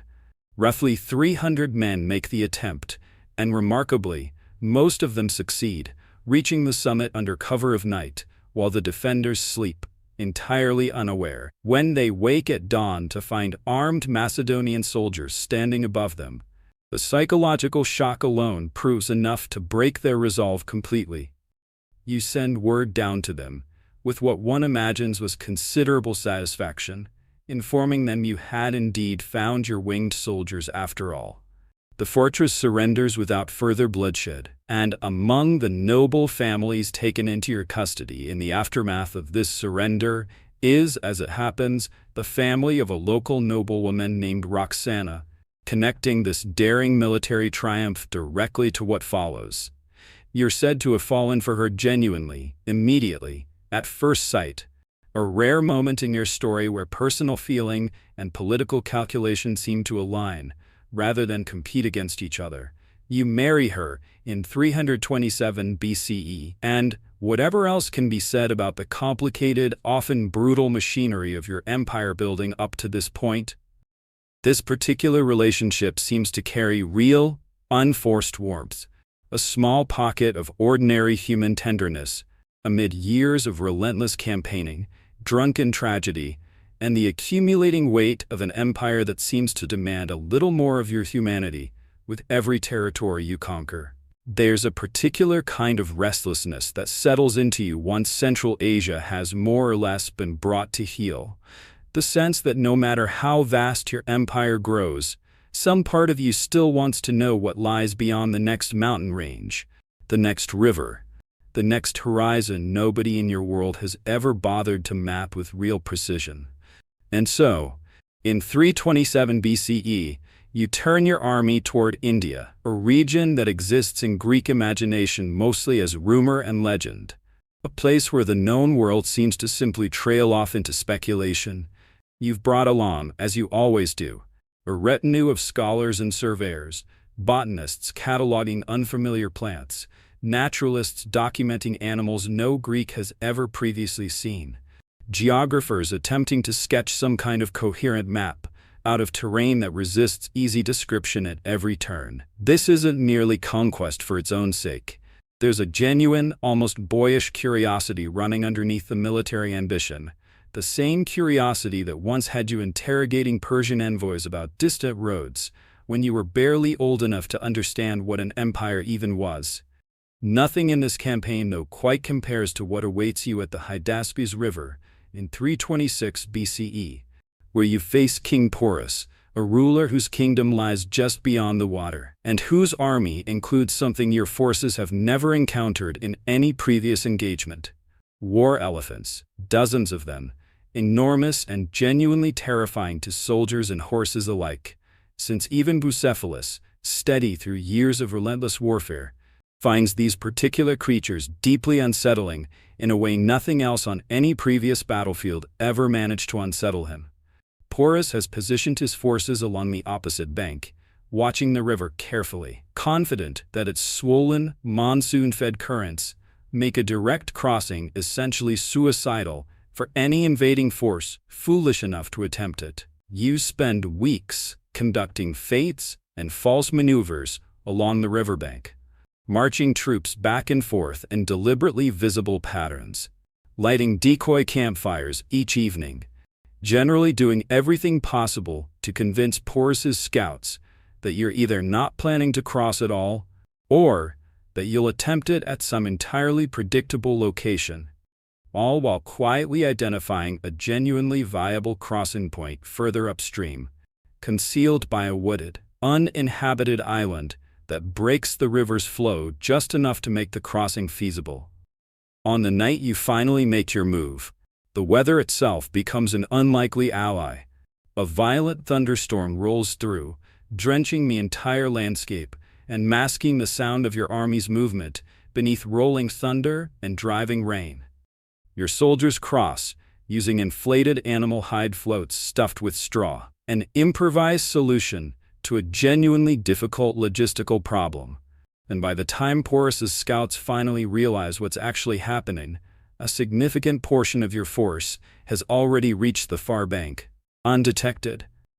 The battle that follows is brutal, arguably one of the hardest fought engagements of your entire career, precisely because of those elephants. Your soldiers, trained essentially on the fly to counter a threat none of them had faced before this campaign, learn to open their ranks rather than meet the charging animals head-on, then target the mahouts riding atop them and drive spears upward into the animals' more vulnerable areas, causing the wounded, panicked elephants to trample as much of Porus's own army as they do yours in the resulting sprawling chaos. When the fighting finally ends, and Porus himself is brought before you, wounded and defeated, but refusing to grovel or beg for mercy, you ask him how he wishes to be treated. His answer, delivered with a kind of unbroken dignity that seems to genuinely impress you, is simply that he wishes to be treated as a king treats another king, rather than stripping him of his territory or humiliating him as a fully conquered enemy. You're struck enough by his courage and bearing that you restored his kingdom to him, even expanding his territory somewhat, and he becomes one of your more genuinely loyal allies in the region going forward. The victory comes at a steep personal cost, though, one that lands somewhere in your chest differently than any battlefield wound ever could. Bucephalus, your companion since that afternoon in the training yard when you were 12 or 13 years old, the horse who carried you through Granicus and Issus and Gabimela, and every grueling mile between those battles, dies shortly after this particular battle, worn down, most accounts suggest, by age and the sheer accumulated physical toll of the campaign rather than by any combat wound sustained during the fighting itself. You're devastated in a way that feels genuinely different from your other losses, and you respond the way you tend to respond to grief that runs this deep. Through permanence, through monument, you found a city on the spot, naming it Bucephala in his honor, ensuring that this horse who trusted no one else but you gets remembered for as long as maps of this region continue to exist. You push onward after this loss, deeper into Indian territory, clearly still operating under the assumption that there's more world left to conquer, more horizon left to chase, perhaps the Ganges, perhaps territories even further beyond. If the rumors your scouts keep bringing back about vast kingdoms and even more formidable armies hold any genuine truth. But something has shifted in your army that you haven't quite registered yet, and it's about to become impossible to ignore any longer. Your soldiers, many of whom have now been marching and fighting continuously for the better part of 8 years, thousands of miles from home, through deserts and mountain passes and monsoon-flooded rivers, have simply reached the end of what they're willing to endure for the sake of your continued ambitions. When you reach the banks of the Hyphasis River and prepare to push further eastward, your army, for the first time in your entire career, refuses to follow. This isn't mutiny in the dramatic, violent sense of the word. It's something quieter and, in its own way, considerably more devastating, a kind of collective exhaustion expressed through simple, immovable refusal. Your officers, led by men who have remained loyal through every previous hardship this campaign has thrown at them, explain as gently and respectfully as they can manage that the army simply has nothing left to give, that they long to see their families and homes again.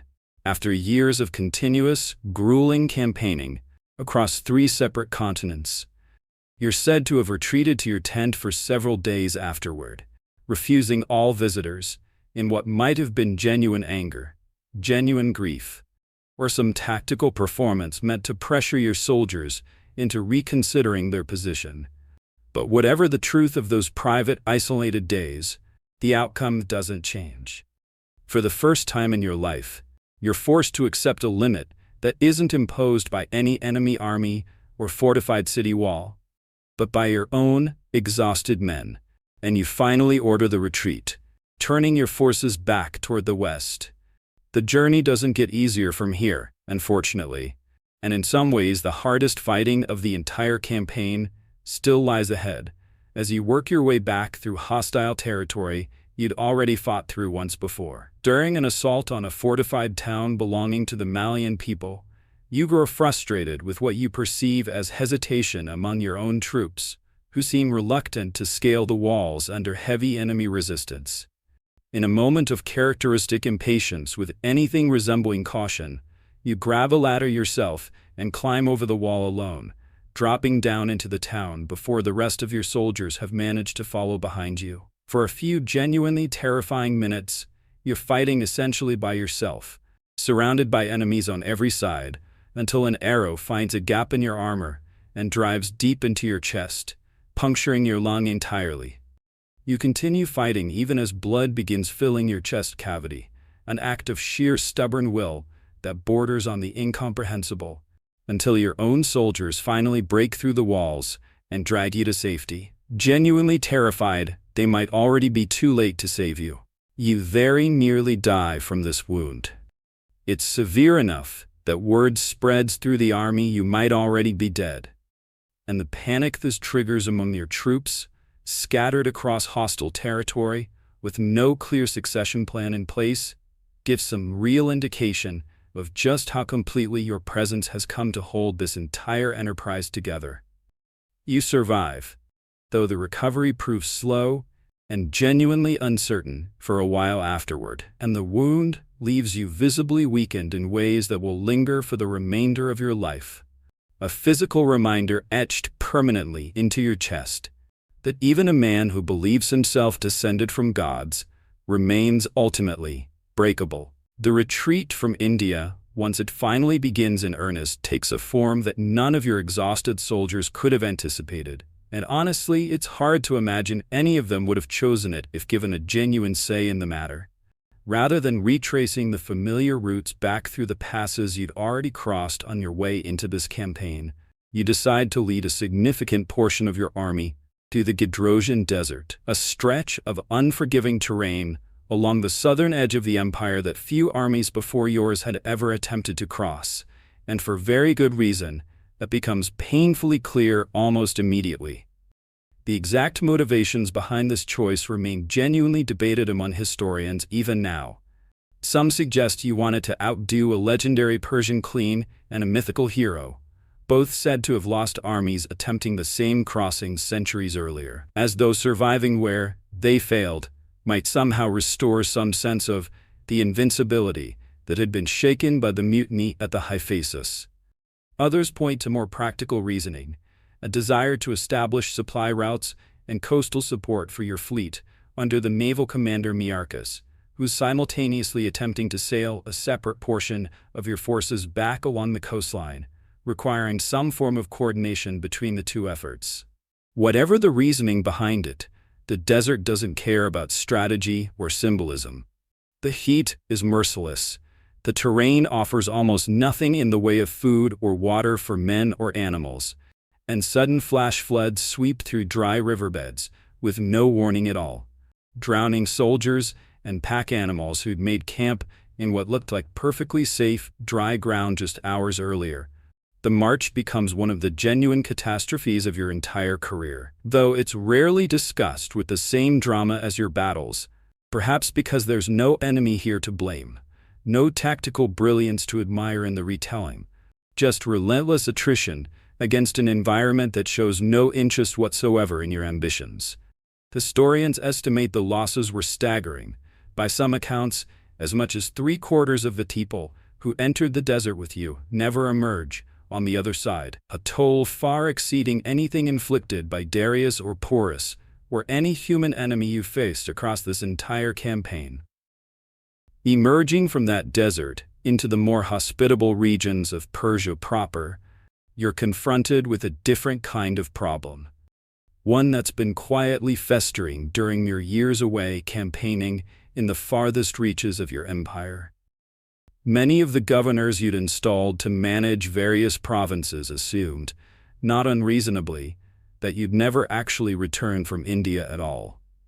In your absence, corruption has flourished in various corners of your empire, and you respond with the kind of swift, uncompromising severity that's become your signature when dealing with betrayal, executing a significant number of these officials once their corruption is confirmed beyond doubt. Amid this housekeeping, you make a pilgrimage that clearly means something deeply personal to you, traveling to the tomb of Cyrus the Great at Pasargadae, the founder of the Persian Empire you've now conquered, and, in your own mind, inherited, rather than simply destroyed through force. You find the tomb has been vandalized and looted during your absence, and you're visibly disturbed by this desecration, ordering it restored with what reads in the ancient accounts as genuine reverence, rather than mere political theater. Back in the city of Susa, you orchestrate one of the more ambitious social experiments of your entire reign, a mass wedding ceremony designed explicitly to fuse Macedonian and Persian nobility into a single unified aristocracy. Thousands of your officers are married in a single coordinated ceremony to Persian women of noble birth, and you yourself marry 2 additional Persian princesses, further binding yourself dynastically to the empire you've conquered. Not every attempt at unification lands so smoothly, though, and when you announce your intention to send home a large contingent of aging, battle-worn Macedonian veterans, replacing them with fresher Persian recruits, the reaction explodes into genuine unrest at a place called Opus. You respond with a mixture of severity and reconciliation, executing the most vocal instigators while also organizing a massive symbolic banquet, seating Macedonians and Persians together. And the immediate crisis passes. Even if the deeper wound of feeling replaced never quite fully heals for the men who've bled for you since Chaeronea. Then, in the summer of 324 BCE, tragedy strikes in a way that seems to hollow you out more completely than any battlefield loss ever managed to. Hephaestion, your closest friend since childhood, the boy who once ran alongside you through your education under Aristotle, the man Sysigambis mistook for you all those years ago at Issus, falls suddenly ill at Ecbatana and dies, seemingly without warning, from what appears to have been a fever. By every account, absolutely shattering, Unlike anything you've displayed even after the deaths of soldiers or generals who served you for years, you reportedly collapse across his body and refuse to leave it for an entire day. You order the physician who'd been treating him executed. You command the entire army to shear the manes and tails from every horse, a traditional gesture of grief stretched across thousands of animals as a visible symbol of collective loss. Something in you breaks in a way that never quite mends, and though you don't know it yet, you have less than a year left to live yourself. Grief, in your experience, has never simply sat still. It moves you toward action, toward monuments, toward campaigns that might drown out whatever's happening underneath. And so, even as the loss of Hephaestion continues to weigh on you, you throw yourself into planning what will become known as your last plans, an almost breathless list of ambitions that reveals just how far your imagination still reaches, even now, even exhausted, even grieving. You commission an enormous fleet intended for a campaign against Carthage. You envision a road running along the entire northern coast of Africa. You commission an almost absurdly grand tomb for your father Philip. You also plan a more immediate expedition toward the Arabian Peninsula, your scouts already surveying the coastline. But before any of this can move from planning into action, something shifts, quietly and then with terrible speed, inside your own body. It's June of 323 BCE, and you're in Babylon. There's been a night of heavy drinking, a banquet hosted by one of your officers, and you wake the following day with a fever that, rather than subsiding, as fevers often do, deepens day after day, refusing to break. You continue attempting to fulfill your royal duties, even as your condition worsens, meeting with officers, discussing the upcoming Arabian campaign, going through the motions of governance, even as your body clearly begins failing you in ways that alarm everyone around you. Historians and physicians, both ancient and modern, have spent enormous energy trying to diagnose exactly what's happening to you. And the honest answer, even now, is that nobody knows for certain. Malaria is a leading theory. Typhoid fever is another serious contender. Some have suggested complications from that old arrow wound through your lung. Finally catching up with a body pushed past its limits by too many battles, too many desert crossings, too much wine. And then there's the theory that refuses to fully disappear. Poison, given how many enemies you've made and how many powerful men stand to benefit from your death. Researchers continue to debate this today, and it's entirely possible no one will ever have a definitive answer. As word spreads through Babylon that their king is dying, soldiers who followed you across 3 continents reportedly demand to see you one last time, and you have the doors of your chamber opened, allowing your men to file past your bed, one by one. Unable to speak by this point, but managing, according to the accounts, to raise a hand or turn your head slightly in acknowledgement as each soldier passes. A silent farewell exchanged between a dying king and the army that made his impossible ambitions into reality. When your officers, desperate for clarity about succession, ask you directly to whom you leave your kingdom, the answer you're said to have given is maddeningly brief. To the strongest.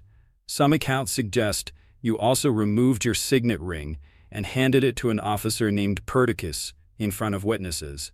Though whether this was meant as a formal transfer of power remains, like so much else about your death, genuinely uncertain. After 10 days of fever, you die at the age of 32, not yet having reached 33, having spent roughly 13 of those years actively campaigning across territories stretching from Greece to India, having never once lost a major battle you personally commanded.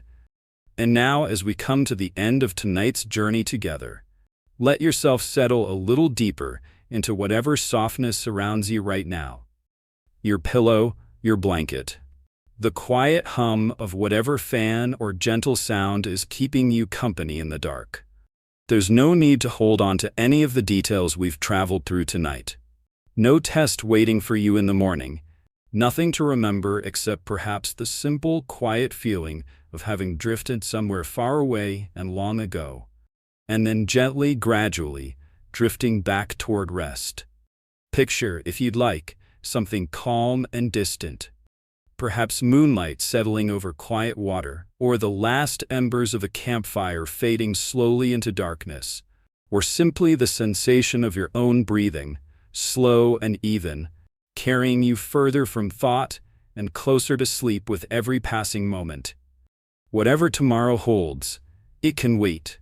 For now, there's only this stillness, this soft, unhurried quiet, this permission to simply let go.